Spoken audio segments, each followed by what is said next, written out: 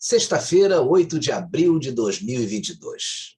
No Dose Dupla de hoje, a gente vai destrinchar aí o menu servido pelo PT, em última análise pela esquerda, a nomes coroados no mercado financeiro e empresarial do país. Caso Lula, se for ele mesmo a concorrer, vença as eleições para presidente. E olha, pelo que a dona Gleisi ofereceu aos distintos comensais, parece que nem com gourmet, aquela saudosa maionese, a comida conseguiu descer, rapaz. Em seguida, nós vamos mostrar o programa de índio, na verdade de Índia, né, que foi se meter, em que foi, aliás, se meter um aluno, né, de uma abastada escola paulistana, só por se atrever a exercer o sagrado direito de ter opinião diante de um professor autoproclamado um pica das galáxias, né? Um triste episódio.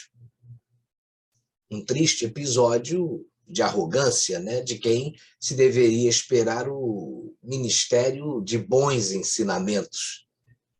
Tem sempre quem se acha o tal, né, Marcelo Cardoso?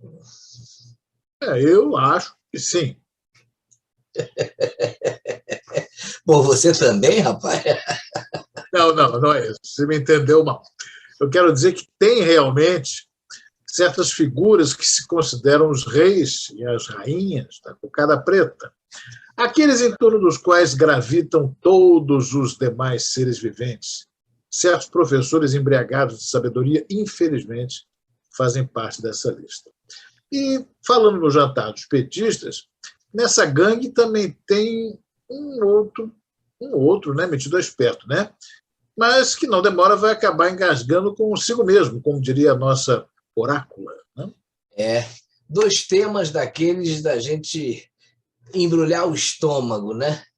Mas que nós vamos degustar aqui com muita classe e o melhor do nosso bom humor, né? Seja bem-vindo, porque o Dose Dupla de hoje está começando.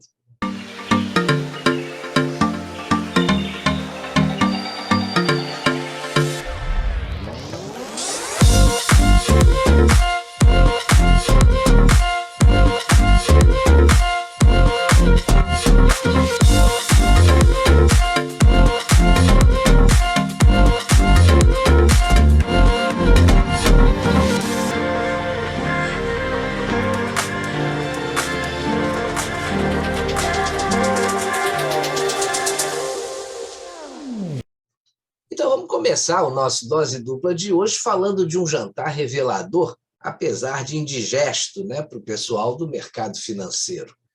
Parte da elite econômica brasileira tinha uma expectativa de sair com a barriga cheia de esperança, né, e de perspectivas de ganhos, é claro. Isso num futuro próximo, com uma eventual reeleição do ex-presidente e ex-presidiário Luiz Inácio Lula da Silva. Mas depois de ouvir a presidente do PT, Gleisi Hoffmann, afirmar que o Estado deve ser o indutor do crescimento e que o futuro governo do presidente Lula será contra as privatizações, inclusive a da Eletrobras, o pessoal deve ter saído desse jantar aí com muita cólica, né, Marcelo? Com certeza. Haja sonrisal, né? Agora, eu só não entendo como pessoas do mercado financeiro tinham alguma expectativa positiva em relação ao eventual retorno do governo do PT. Verdade. Basta fazer uma análise das últimas declarações do Lula para concluir que apoiar um sujeito desses para a presidência da República significa um retrocesso que vai tirar o Brasil dos trilhos e transformá-lo, quem sabe, em mais uma Venezuela ou uma Cuba. Esse jantar foi organizado por um grupo chamado Esfera, que pertence ao empresário João Camargo. Parece que esse foi o primeiro de uma série de encontros entre empresários e os candidatos ao Planalto nas próximas eleições. Lula foi o primeiro porque, vamos por entre aspas aí, lidera as pesquisas de opinião. Quanto a isso, na verdade, a gente sabe que há controvérsia. Os números estão dinâmicos, estão mudando, né? Agora, o líder não apareceu. Quem falou por ele foi a deputada Gleisi Hoffmann, presidente do partido, que estava acompanhado do economista Gabriel Galípolo, ex-CEO do Banco Fator, visto como seguidor do economista Luiz Gonzaga Beluso, ligado ao PT. Empresários que estiveram lá no encontro, Marcelo, disseram que o discurso dele foi mais contemporizador do que o que foi apresentado pela Gleisi, mas sua ligação com a Unicamp e sua política econômica desenvolvimentista não trouxeram lá muitas esperanças. Tanto que era consenso entre os presentes que o jantar foi muito cordial, aquela coisa, mas horroroso em termos de conteúdo. E não é para menos, né? Segundo uma matéria publicada pela CNN Brasil, a presidente do PT criticou o lucro da Petrobras e a remuneração de sua diretoria, logo para o pessoal do mercado financeiro. Ela disse que a estatal tem uma margem aí de 27% de lucro, comparado com 9% das grandes empresas do setor. A diretoria, segundo a Gleisi, ganhou 30 milhões em remunerações, né? Agora, ela ainda afirmou assim, meu Deus, para que tanto? Um absurdo. Parece que se esqueceu do que o PT roubou, né? No governo de Lula e Dilma, né? E quem falou isso até foi um empresário espantado com essa reação que a Gleisi Hoffmann teve. Mas a Gleisi também disse que é contra a reforma administrativa porque é preciso valorizar o servidor público. Essa aí a gente sabe, né? Uma postura histórica do PT. Agora, ela só se esqueceu de que estava falando para pessoas ligadas ao setor privado, que é muito favorável, essas pessoas são muito favoráveis à reforma administrativa, né? É uma postura histórica e histérica do PT. Né? Mas, segundo essa matéria aí da CNN, a fala da Gleisi teve apenas 2 pontos positivos. Bom, ainda encontraram pontos positivos, né? Ela descartou uma revogação da reforma trabalhista e se comprometeu a trabalhar com o presidente do Banco Central, Roberto Campos Neto. Só que nessas 2 colocações, Marcelo, tem 2 mentiras. Ela descartou uma revogação da reforma trabalhista, mas não é isso que o Lula anda dizendo por aí. E o segundo ponto é mentira na veia, quando ela disse que não vai mexer na presidência do Banco Central. Ninguém pode mudar o presidente do Banco Central, rapaz. Além de ser independente, graças ao presidente Jair Bolsonaro, o gestor maior do BC tem mandato, só sai no final dele.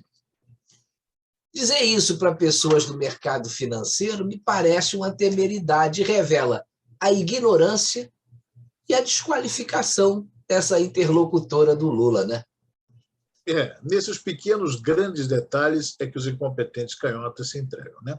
Agora, veículos ligados à esquerda, como o Poder 360, acham que o jantar reduziu a tensão entre PT e empresários, sobretudo por causa da participação do ex-dirigente do Banco Fator, o Gabriel Calípolo, de que a gente falou, que tem uma linguagem com mais sintonia, vamos dizer assim, com o mercado financeiro. Mas o fato de estar contribuindo com a campanha de Lula à presidência da República deve ter deixado muitos empresários com o pé atrás, ou os 2 pés atrás. Né? Nesse jantar tinham muitos pesos pesados, aí, como Abílio Diniz, André Esteves, Flávio Rocha, Cândido Pinheiro, Carlos Sanches, Eugênio Mattar, Florian Bartunek e Rafael Furlanete. Não é pouca coisa, não. Pois é, e as perguntas feitas por gente aí desse naipe devem ter deixado a Gleisi numa saia justa, né? Você vê que a angústia do empresariado em geral, tanto no setor produtivo quanto no mercado financeiro, gira em torno de temas aí como as privatizações, o teto de gastos, reforma administrativa, reforma trabalhista e até da gestão petista com a participação do MST e do MTST anunciada aos 4 cantos do país pelo Lula, né? Você vê que o conteúdo das respostas foi na linha em que o PT costuma tratar esses assuntos. Isso aí já era esperado no jantar, que por isso, justamente por isso, deve ter sido assim algo decepcionante, né? Mas sobre a reforma administrativa, por exemplo, a Gleisi saiu do evento sem esclarecer absolutamente nada. Ela disse que era uma discussão muito necessária, mas não deu detalhe nenhum. Olha, eu vou te dizer uma coisa, rapaz. Se o Lula mandou a Gleisi para o evento, é bem provável que, se ele vier a ser eleito e fizer o que disse que ia fazer com a reforma trabalhista, vai fazer com que o pessoal comece a chiar e lembrar do que disse a Gleisi no evento. Aí ele vai dizer que nunca disse aquilo, né? é capaz de mandar até cobrar da Gleice, não dele. Como sempre, ele nunca sabe de nada. Você vê que anteontem ele tinha dado declaração que era totalmente favorável ao aborto.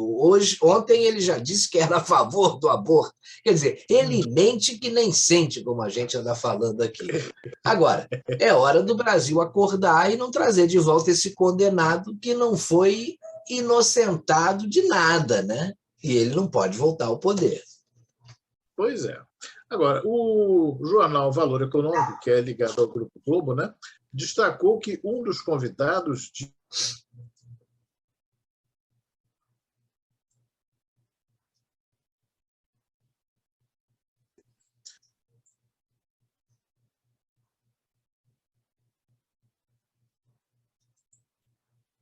para mim ficou normal aqui.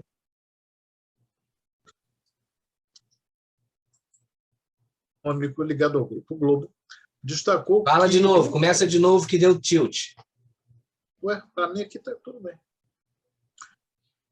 Mas o jornal Valor Econômico, ligado ao Grupo Globo, destacou que um dos convidados disse que, entre aspas, não vemos um Lula vingativo e não acreditamos no mandato revanchista dele. Sabe de nada, inocente, né? Agora, a gente não sabe em quem acreditar, né? A CNN disse que a avaliação dos empresários presentes foi ruim. E o Valor Econômico afirma que o discurso não assustou os presentes. Reproduziu a opinião de um empresário da Faria Lima, que disse que Lula está mais Nelson Mandela.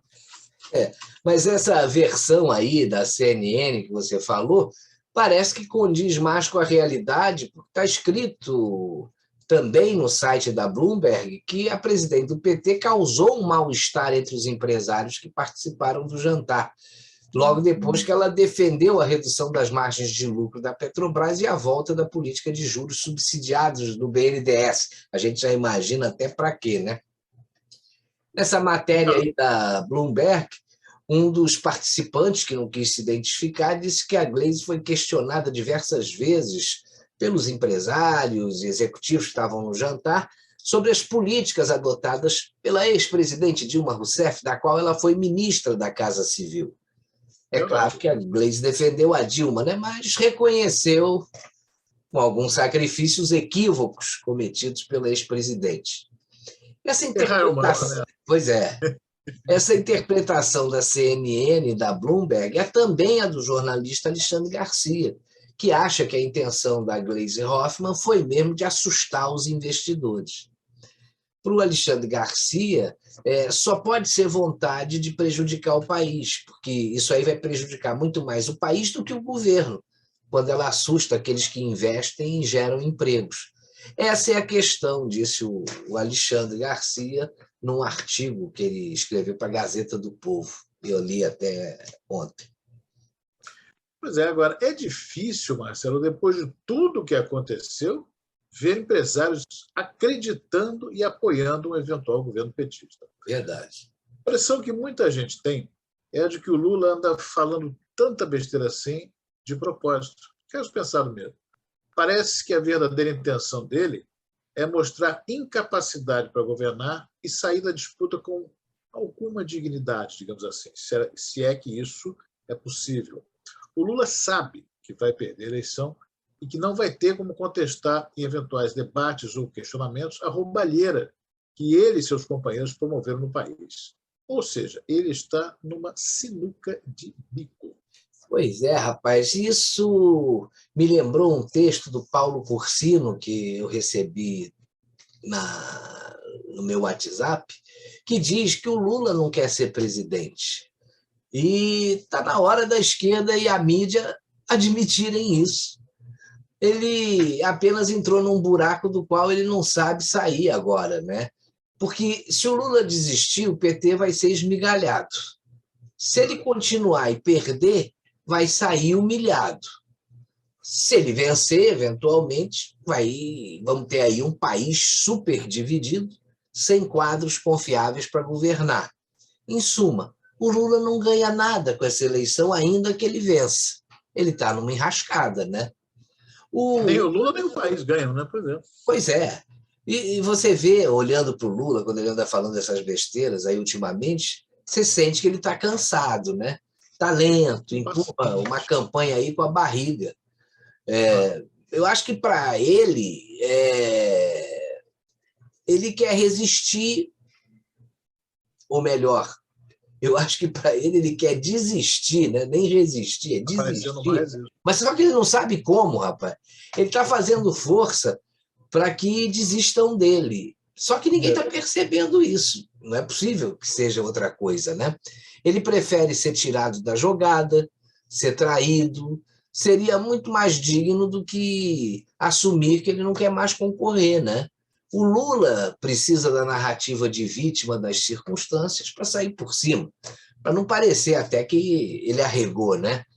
Alguém no PT precisa entender os sinais que ele está dando e aproveitar para dar o tiro de misericórdia, né? Porque ele está fazendo de tudo para não ser eleito. E parece que ninguém tem coragem de encarar essa realidade. Os exemplos desse desejo aí, cada dia são maiores, né? Estão se acumulando. Você vê, o Lula chamou o Alckmin para vice. Quer dizer, o Lula defende o aborto e o Alckmin é do Opus Dei, né? Aí ele divide a base, compra briga feia dentro do partido e fica um rolo geral. O Lula afirmou que vai censurar as redes sociais para arrepio da parte da mídia que pensa, né? Disse que vai chamar o MST para governar junto com ele. Pô, vai queimar pontes com o agronegócios.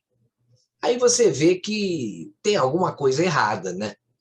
Você vê que um evento do próprio MST deu piti por ter palanque pequeno aí e se esqueceu de tirar do pulso um relógio de R$70 mil. Também disse que não Mas vai... o relógio não era dele. O relógio não era dele, era deve ser do amigo, a minha né? caneca aqui. Era de um amigo. Pois é. Agora, ele também disse que não vai sair em campanha de corpo a corpo porque tem medo de atentado, que talvez não vá para debate. Aí ontem já disse que ele está preparado para debater com o Bolsonaro, mas acha que o Bolsonaro é que não vai querer participar dos debates. Você vê a cabeça do cara como é que está, né? Ontem ele apelou dizendo que a militância tem que cercar as casas dos deputados. Um absurdo, né? Como se não bastasse. Disse que a classe média brasileira consome demais e que isso precisa ser revisto. E ele ainda triplicou a aposta, rapaz. Defendeu o aborto comprando briga com apoio de parte dos evangélicos, pelos quais o PT ainda briga, né? E hoje quadruplicou essa aposta, afirmando que Deus é petista, rapaz. Agora, Carla Zambelli e um grupo hoje, eles cobraram a satisfação do Alexandre de Moraes com relação à questão do inquérito dos atos antidemocráticos. Se o Daniel Silveira, expondo a posição dele como parlamentar, através da qual ele não pode ser punido, sofreu o que sofreu, e o Lula? Pode falar isso, inclusive? Pois é. Aí eu já ouvi até um papo aí que na esquerda o pessoal está dizendo que o STF não pode ir para cima do Lula porque ele não tem foro privilegiado. Mas aí eu te pergunto, pode ir para cima do Alan dos Santos e do Roberto Jefferson, que também não tem? Você vê que são 2 pesos e 2 medidas, né? Fez bem a Carla Zambelli aí de pedir aí umas medidas cautelares aí com relação ao Lula, né?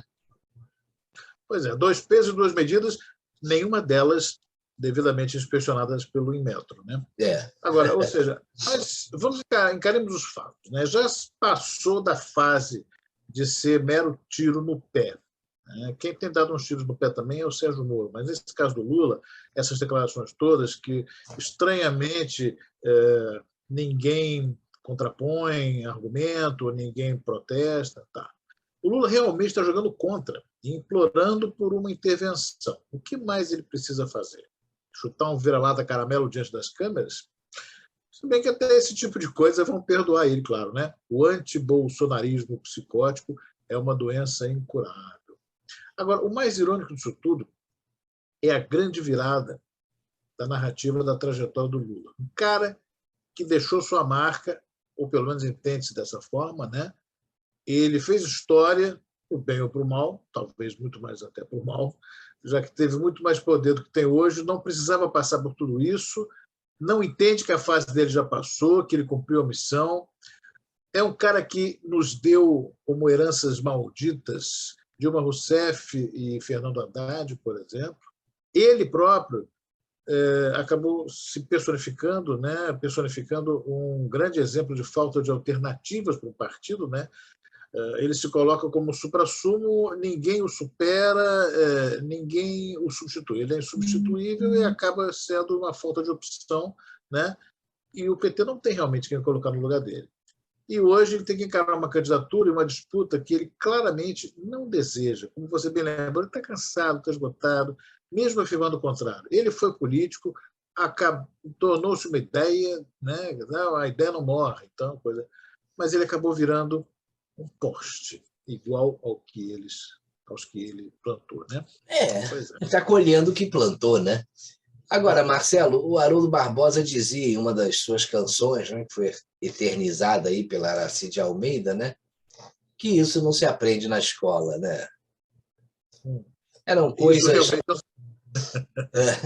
coisas triviais ou fatos de bastidores da história do Brasil, mas não se aprendiam mesmo, né? Como certas coisas vêm de berço, ou não vêm, né? Por exemplo, cordialidade, gentileza, humildade. A gente aprende isso em casa e deve exercitar na vida, inclusive na escola, né? Mas não parece ter sido o que fez o professor Messias Basques, da escola Avenue, uma das mais abastadas e caras instituições de ensino da capital paulista. Essa semana, o docente demonstrou uma certa incompatibilidade com o conceito básico, né? Que é o da liberdade de expressão. Aliás, é um mal que vem atingindo muitos dos seus pares nos últimos tempos. Isso já está ficando desagradável, né, Marcelo? Pois é, Marcelo, muito, muito desagradável. O que aconteceu foi que o aluno, o nome dele é Vitório, ele tem 18 anos, ele discordou de opiniões da indígena Sônia Guajajara, numa palestra na escola. Sônia, que é formada em letras e enfermagem pela Universidade Estadual do Maranhão e foi candidata a vice-presidente em 2018 na chapa de Guilherme Boulos, PSOL, fez diversas críticas ao agronegócio brasileiro e ao governo federal. O estudante, em dado momento, pediu a palavra e expôs as suas discordâncias.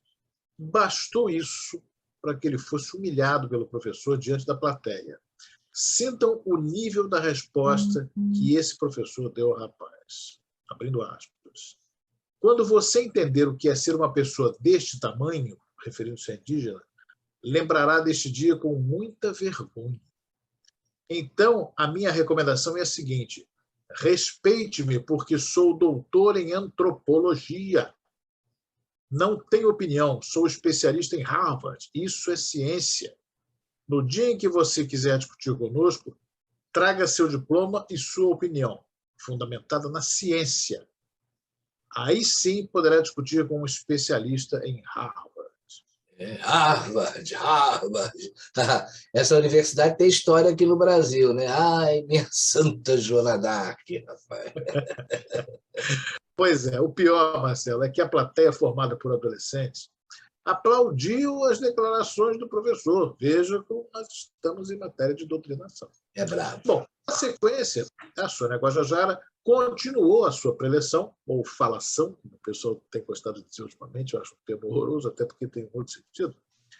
E ela continuou criticando latifundiários, fazendeiros, que, segundo ela, ocupam terras que deveriam ser redistribuídas para a população. Ela terminou dizendo que é preciso democratizar o acesso às terras, no melhor espírito daquele discurso surrado da reforma agrária comunista. O aluno divulgou uma carta manifestando seu descontentamento. Escreve ele: falar do agronegócio de maneira tão pejorativa, com uma audiência de 300 pessoas, deixou-me extremamente ofendido. Os pais dos meus amigos trabalham no agronegócio. Minha família vem da agropecuária. Essa moça, Marcelo, sem noção, trabalha no marketing do Bradesco, por acaso, será? É bem provável, rapaz, parece mesmo, viu? E eu vou te dizer uma coisa, só o fato desse professor levar uma Guajajara dessa aí para fazer palestra com o histórico que ela tem, já não deixa ele numa situação muito confortável como professor, né? Porque você vê que é um cara que está muito mais para doutrinar aluno do que para ensinar alguma coisa, né? Agora, a conduta dele pode vir a ser investigada aí pelas autoridades, porque o artigo 232 do Estatuto da Criança e do Adolescente, o ECA, pune quem submeter uma criança ou adolescente sob sua autoridade, guarda ou vigilância a vexame ou constrangimento. E a pena vai de 6 meses a 2 anos de prisão. Agora tem o seguinte, né? Os pais de outros alunos, não sei nem se são os pais daqueles que aplaudiram, né? Exigem aí a imediata demissão do professor e uma retratação da escola. Afinal de contas, você pode pagar 10 mil reais, rapaz, de mensalidade para ter o filho acossado por um professor, né? Acossamento aí, a propósito, é a tradução de bullying para o português, né? Que corresponde à atitude do ofensor. Atitude que fica pior como aquela quando é cometida por uma pessoa que exerce ascendência sobre o ofendido, né? Pois é, olha só. Messias Moreira Basques Júnior, o professor maluquinho, é graduado em Ciências Sociais pela Universidade de São Paulo, mestre em Antropologia Social pela Universidade Federal de São Carlos e doutor em Antropologia Social pela Federal do Rio de Janeiro, a UFRJ. Na palestra, ele disse também que era doutor formado por Harvard, mas faltou com a verdade. O currículo Lattes dele menciona uma especialização em Certificate on Afro-Latin American Studies, né?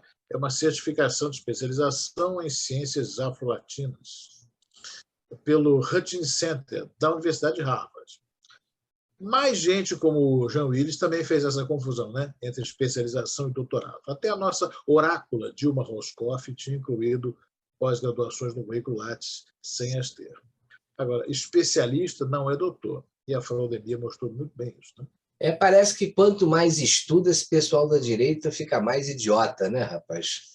Olha, pelo que eu li, Marcelo, os trabalhos acadêmicos aí desse professor, que tem como endereço profissional a Fundação Getúlio Vargas, lá na Bela Vista, em São Paulo, endossam aí as pautas promovidas pela esquerda brasileira, como o suposto combate ao racismo, a redistribuição de terras e a defesa dos povos indígenas, né? A produção acadêmica dele, eu vou te dizer uma coisa, não é pequena, pelo que a gente vê lá, quando acessa lá o currículo Lattes, né? Apesar desse equívoco dele, né? Vamos considerar assim, com relação a Harvard. Nas redes sociais, o professor mantém aí a militância política. Aí é só você pegar o que ele diz, para ver o que ele escreve, aí que você já vai ter uma noção de quem é essa figura. Em uma das publicações dele, por exemplo, ele diz que criou uma espécie de manual de comunicação antirracista. Aí, assim como todos nós precisamos aprender a ouvir as mulheres, as pessoas negras, os LGBTQIA+, as pessoas com deficiência, também é preciso aprender atitudes antirracistas, né? Mas não apenas aprenda, ele devia corrigir, ensinar, compartilhar, né? Você vê que uma reportagem, rapaz, da Revista Oeste mostra uma proposta de disciplina apresentada por ele para o Departamento de Ciências Sociais do Centro de Ciências Humanas e Naturais da Universidade Federal do Espírito Santo. Agora eu vou pedir, fica sentado, porque eu vou dizer aqui o título da matéria que ele propôs. Branco sai, preto fica. Uma introdução à antropologia de autores negros e negras. Nossa, então eles propõem ser os primeiros a sair, né, Marcelo? Branco como ele só. Olha, se depender de um grupo de pais aí revoltados, pode ser que sim, viu? Começou aí uma pressão para que o Messias Basques seja demitido. Aí é que eu digo, né? Cada um tem o Messias que merece. A esquerda tem o Messias Basques, a direita é o Messias Bolsonaro. Olha, eu vou dizer também outra coisa, rapaz. Bastariam 20 alunos a menos para que a escola tivesse um rombo aí de 200 mil reais mensais, né? É tudo uma questão de escolha, mas Verdade. a escola resolveu contemporizar, rapaz. Colocou panos de linho assim, finíssimos, né? Muito quentes, soltou só uma notinha, dizendo apenas que a atitude do professor foi inadequada. Mas tem aí o movimento Escolas Abertas, composto de pais e mães que apoiam a reabertura das escolas após a pandemia, e também, por meio de nota, repudiou a ridicularização do aluno. E eles reiteraram que casos abusivos precisam vir à tona justamente para que a sociedade civil se posicione e exija que as escolas não sejam usadas como palanques políticos ou ideológicos, que é o que está mais acontecendo hoje no Brasil, né? Pois é. Agora, você vê que essa coisa da doutrinação ideológica não está restrita ao ensino público, como se dissesse só acontece lá, não acontece no ensino privado. E também não está restrita ao ensino superior. Isso também está acontecendo em escolas de nível médio. Você vê, está tudo dominado, como diz a marginalia, né?